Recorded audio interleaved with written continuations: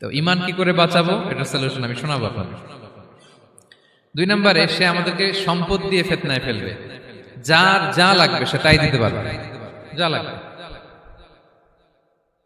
সে যদি আকাশকে বলে আকাশ বৃষ্টি দাও, যাকে তারা মানবে ওই এলাকায় বৃষ্টি হবে, সুজলা সুফলা শস্য শ্যামলা হবে, সে সমস্ত এলাকা ফল মূলে ভর্তি হবে, বরকত আর বরকত।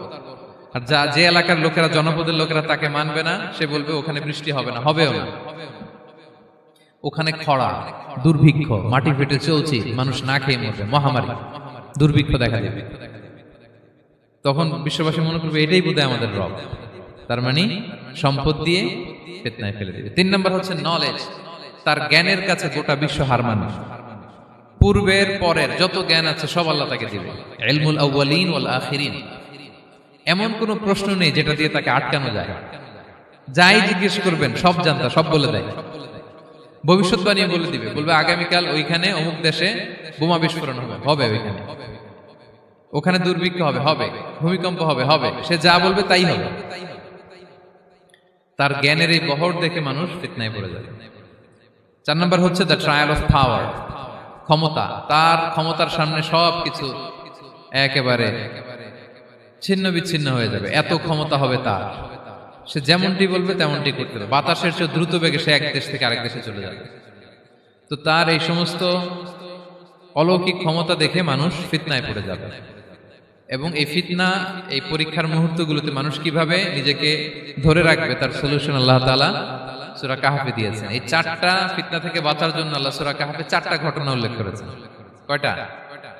1 নাম্বার হচ্ছে আসহাবে কাহফ, যুবকদের ঘটনা, 7 জন যুবকদের ঘটনা। ঈমান কি করে বাঁচাবেন, সলিউশন ওখানে। সম্পদের ফিতনা থেকে কিভাবে নিজেকে বাঁচাবেন, এজন্য একজন বাগানওয়ালার ঘটনা আল্লাহ সেখানে বলেছেন। জ্ঞানের ফিতনা থেকে কি করে বাঁচবেন, এজন্য আল্লাহ তাআলা মূসা আলাইহিস সালাম এবং খিজির আলাইহিস সালামের ঘটনা সেখানে উল্লেখ করেছেন। আর ক্ষমতার ফিতনা থেকে কি করে বাঁচবেন এটা বোঝানোর জন্য আল্লাহ তাআলা যুলকারনাইনের ঘটনা উল্লেখ করেছেন। 4টা ফিতনা থেকে বাঁচার জন্য কয়টা ঘটনা? 4টা ঘটনা। আমরা তাহলে একটা একটা করে ঘটনা শুনি, আমরা একটু উদ্ধার করার চেষ্টা করি যে কি কি সলিউশন আল্লাহ তাআলা আমাদের বাতলে দিলেন। 1 নম্বর হচ্ছে আসহাবে কাহফের ঘটনা। এটা 250 খ্রিস্টাব্দের সময়কালে রোমান সাম্রাজ্যের একজন বাদশা ছিল, নাম দাকিয়ানুস। প্রতাপশালী বাদশা, পৌত্তলিক, মূর্তির পূজা করে। ঈসা আলাইহিস সালাম বিদায় নিয়েছেন, 250 বছর হলো। তো সব নবীর ধর্মই কিন্তু ইসলাম, যদিও আমরা নাসারা বলি, ইহুদি বলি, সব নবীদের ধর্মই কি ইসলাম। তো তিনি ছিলেন পৌত্তলিক, মূর্তির পূজা করত। আর তার এলাকায় কেউ যদি ঈসা আলাইহিস সালামের নাম নিত, আখিরাতে বিশ্বাস করত, আল্লাহ বিশ্বাস করত, তাদেরকে তারা পাথর মেরে হত্যা করত। এজন্য ভয়ে কেউ ঈসাই ধর্মে ঈমান আনত না, মানে ইসলামে ঈমান আনত না। এই রাজার ভয়ে সবাই মূর্তির পূজা করত। কিন্তু 7 জন যুবক ছিল, তারা স্রোতে গা ভাসিয়ে দেয়নি। স্রোতের বিপরীতে তারা ঈমান নিয়ে দাঁড়িয়েছে। তারা ঈসা আলাইহিস সালামের রেখে যাওয়া সত্য ধর্মের উপর ঈমান এনেছিল, আখিরাতে তারা বিশ্বাস করত। তো এই 7 জন যুবকের কথা ছড়াতে ছড়াতে রাজা দাকিয়ানুসের কাছে চলে যায়। উনি তো রেগে মেগে আগুন, ডেকে পাঠালো 7 জনকে। তো তাদেরকে জিজ্ঞেস করলো, তোমরা কাকে মানো? বলতেছে এক আল্লাহকে মানি। সাহসী, খুবই সাহসী। বলতেছে তুমি কি জানো তোমরা কার সামনে কথা বলতেছো? আমি তো তোমাদেরকে মৃত্যুদণ্ড দিতে পারি। তারা বলে দেন, কিন্তু আমরা সব বিসর্জন দিলেও ঈমান বিসর্জন দিতে পারবো না। সুবহানাল্লাহ। তিনি বললেন, তোমরা যুবক মানুষ, রক্ত গরম, আবেগে কথা বলতেছো, 3 দিন সময় দিলাম, যাও, ঈসার নাম ভুলে যাও, আখিরাত ভুলে যাও, আল্লাহর নাম ভুলে যাও। 3 দিন পরে তোমাদেরকে আবার ইন্টারভিউ নেব। ওই দিন যদি একই কথা বলো, পাথর মেরে 7 জনকে দুনিয়া থেকে উড়িয়ে দেব। তারা চলে গেল। এবার 7 বন্ধু মিলে পরামর্শ করতে লাগলো, কি করতে পারি আমরা, এই গুণে ধরা সমাজকে আমরা কিভাবে বাঁচাবো, এই পৌত্তলিকতার ছোবল থেকে এই ইফসিস নগরীকে বাঁচাবো কি করে। নগরীটার নাম ছিল ইফসিস নগরী। বর্তমানে এটা তুরস্কের ইজমির শহরে অবস্থিত। এখনো জায়গাটা প্রত্নতাত্ত্বিকদের ওই এটা সংরক্ষিত, এখনো টুরিস্টরা যায়। তো তারা বলল, আমরা ঈমান বিসর্জন দিব না, যদি আমরা ওদের কথা মেনে নেই আমরা তো মুশরিক হয়ে গেলাম। চলো আমরা এক কাজ করি, আমরা এলাকা ছেড়ে দিই। এই 7 যুবক আল্লাহর উপর ভরসা করে তারা বাড়ি ঘর, আত্মীয় স্বজন সব ছেড়ে দিয়ে, লোকালয় ছেড়ে দূরে একটা পাহাড়ের ভেতরে আশ্রয় নিল। পাহাড়ের ভেতরে একটা গুহা ছিল, এই গুহাকেই আরবিতে বলে আল কাহাফ। কি বলে? এই সূরার নাম কি? সূরাতুল কাহাফ। তো তাদের সাথে সাথে একটা কুকুরও যাচ্ছিল, তারা বারবার তাড়িয়ে দেওয়ার চেষ্টা করতেছিল কুকুরটাকে যাতে না যায়, কিন্তু কুকুর শুধু কান্না করে তাদের সাথে যাওয়ার জন্য ঘেউ ঘেউ করতেছিল। এই কুকুরটাকেও সাথে নিল।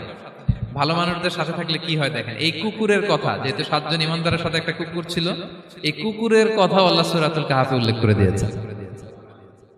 ওয়া কালবুহুম বাসিতুন যিরাআইহি বিল ওয়াসি। তো তারা ভিতরে গেল, যে প্রচন্ড ক্লান্ত, তারা ঘুমিয়ে পড়ল।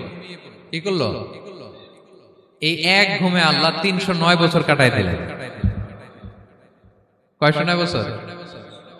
9 বছর ঘুম, সব ঘুম, প্রচন্ড ঘুম, ঘুম যেন আর কাটে না। 309 বছর পরে এরা জাগলো। এখন খুব ক্ষুধা, ঘুমে আর মোর ভাঙতেছে, আর একজন জিজ্ঞেস করতেছে কি লম্বা সময় ঘুম দিলাম কোথায় আমরা? একজন বলতেছে হ্যাঁ, মনে সারাদিনই ঘুমাইছি আমরা। আরেকজন বলতেছে না না, সারাদিন না, দিনের কিছু অংশ হয়তো ঘুমাইছি। আসলে কয় বছর ঘুমাইছে? 309 বছর। তো এদিকে সভ্যতার তো চেঞ্জ। এখানে ওই দাকিয়ানুস মরে, এর ছেলে মরে, এর নাতি মরে, পুতি মরে, এখন 6ষ্ঠ নম্বর রাজা আসছে। প্রজন্মের পর প্রজন্ম তো শেষ। 309 বছরে কমপক্ষে 4-5টা জেনারেশন চেঞ্জ হবে। তো জেনারেশন চেঞ্জ হয়ে, এলাকা চেঞ্জ হয়ে, তারা যে স্বপ্ন দেখেছিল এই ইফসিস নগরীতে কালিমার পতাকা উঠবে, তাদের স্বপ্ন আল্লাহ বাস্তবায়ন করেছেন। 309 বছরের ব্যবধানে এই এলাকার সবাই মুসলিম হয়ে গেছে। আল্লাহ চাইছিলেন ওদেরকে দেখাবে এটা, যে স্বপ্নটা যে বাস্তবায়ন হয়েছে এটা দেখাবে। তো ঘুম থেকে উঠছে, একজনকে তারা বললো যে লুকায় লুকায় চাদর মুড়ি দিয়ে কিছু রুটি নিয়ে আসো বাজার থেকে, যাতে তোমাকে না চিনে। চাদর মুড়ি দিয়ে যাও। কিছু পয়সা ছিল, মুদ্রা দিয়ে দিছে। তো সে যে যখন দোকানদারের কাছ থেকে রুটি নিছে আর মুদ্রা দিছে, দোকানদার বলে এই মুদ্রা কোথা থেকে আসলো? 309 বছর আগে মালয়েশিয়াতে রিঙ্গিট ছিল কিনা জানি না, যেভাবে ওরা ট্রানজাকশন করতে পারে, যেটা ছিল ওইটা যদি এখন কেউ দেয়, রাজধানী বিলাসে খাবার পাওয়া যাবে? হ্যাঁ। তো রুটিওয়ালা বলে তুমি বর্তমান সময়ের মুদ্রা দাও, এটা দিচ্ছ কেন? বলতেছে এটা তো বর্তমান সময়ের মুদ্রা। বলতেছে এই যে মুদ্রার মধ্যে দেখো কোন সালের সিল দেওয়া, এটা তো শত শত বছর আগে। বলতেছে কি বলে শত বছর আগে?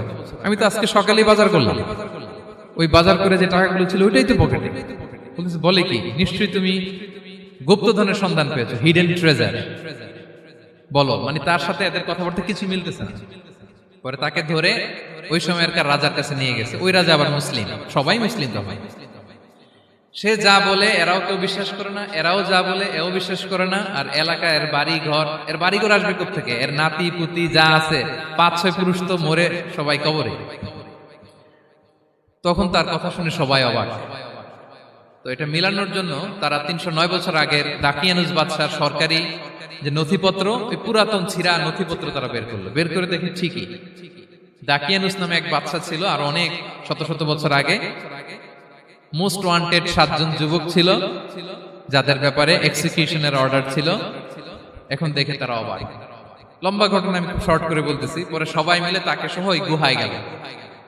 গুহায় যাওয়ার পরে সে বাকিদেরকে ডাকতে গুহার ভিতরে ঢুকলো। আল্লাহ তাআলা 7 জনকে ওইখানে মৃত্যু দিয়ে দিলেন। চিরকালের জন্য এই 7 জন ঘুমায় পড়ল। আর এলাকাবাসী রাজা সহ ওইখানে তারা একটা মসজিদ নির্মাণ করলো। This is the story of আসহাবে কাহাফ। তো এলাকাবাসী যদিও মুসলিম হয়েছিল, কিন্তু আখিরাতের ব্যাপারে তাদের একটা সন্দেহ ছিল যে আসলে মানুষ মরার পরে কি আবার জীবিত হবে? মৃত্যুবরণ করার পরে আবার মানুষ জীবিত হবে?